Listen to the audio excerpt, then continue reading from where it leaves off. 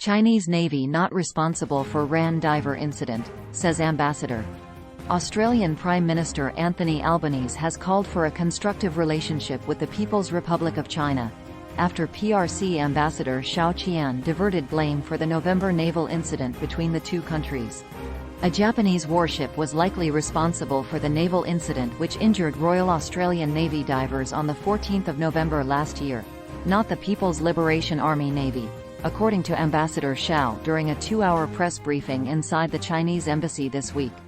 The ambassador disputed claims that the divers, entangling fishing nets from the propeller of Anzac-class frigate HMAS Toowoomba, sustained minor injuries after being exposed to sonar pulses from the hull-mounted sonar of PLAN destroyer DDG-139, Ningbo, operating inside of Japan's exclusive economic zone. At that moment, there was a third-country boat nearby. Whether or not there was sonar from the other side, the other party, we're not sure. Perhaps our Australian colleagues can find out what's the truth, Ambassador Xiao said, according to ABC News reports from the event. Should they, the PLA, have initiated the sonar from the Chinese ship against the divers, it would cause immediate fatality, at least major casualty to the divers.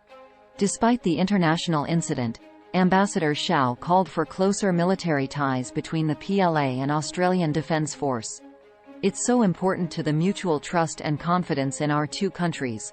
If you have trust between two militaries, you do not have to build trust. I'd like to see more interactions and engagement between our defense people, he said. Responding to the ambassador's comments while attending a doorstop interview in Hobart, Prime Minister Anthony Albanese said he has previously made strong representations to China about the incident in November and stands by those representations. I stand by the comments that we've made at the time. We made strong representations to China about this incident and we stand by the representations that we made, he said during the interview on 17 January.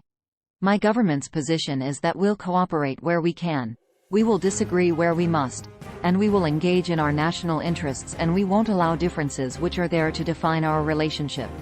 Speaking on the commercial trading relations between the two countries, Prime Minister Albanese said he wants to foster a constructive relationship with China.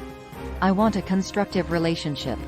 I note that there is significant benefit, for example, for the Tasmanian wine industry, for the tariffs that we hope to be removed from wine into China in March, after the review that's taking place, he said. We're already seeing a range of products being exported to China. The value of the impediments that were there in tradable goods was in the order of $20 billion annually. We're seeing Chinese tourists return to Australia. We're seeing the education sector benefit. We want to see the wonderful products that we have, including seafood and wine, exported from Tasmania. That's in Australia's interests, but it's also in China's interests because the products that we have here are damn good. We produce some of the best products in the world and we want the world to enjoy them. And we want the jobs to be expanded by the world enjoying them. Thanks for watching.